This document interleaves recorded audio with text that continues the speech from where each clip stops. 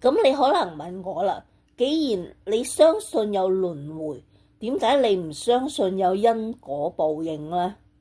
咁因為呢兩樣嘢咧係對我嚟講係分開嘅，我要學習研究係逐樣逐樣去研究佢，而唔係打包一齊上咁噶啦。有輪迴就肯定有因果啦，即係咁輕易咁做一個咁嘅論想啊，好似〜古代可能結婚生仔係連埋一齊啊，OK？但喺我哋現代嘅思想入邊，結婚生仔係分開嘅，OK？結婚唔等於生仔，生仔亦都唔等於結婚啊，OK？而家分得好開噶。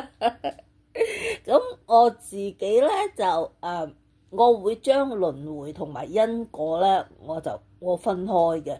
輪迴嘅資料係好多好多嘅，關於輪迴嘅故事啦。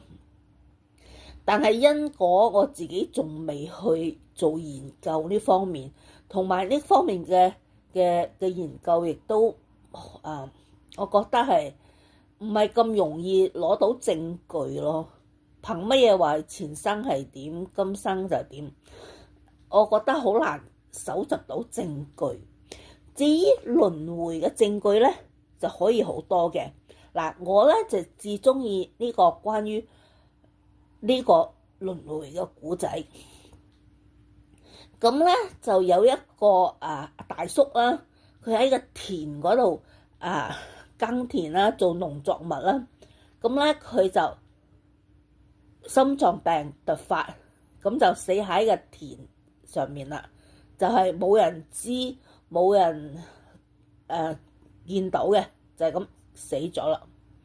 咁佢呢個大叔最大嘅遺願咧，就係佢屋企將屋契擺喺邊，淨係得佢一個人知㗎咋，屋企啲人唔知㗎。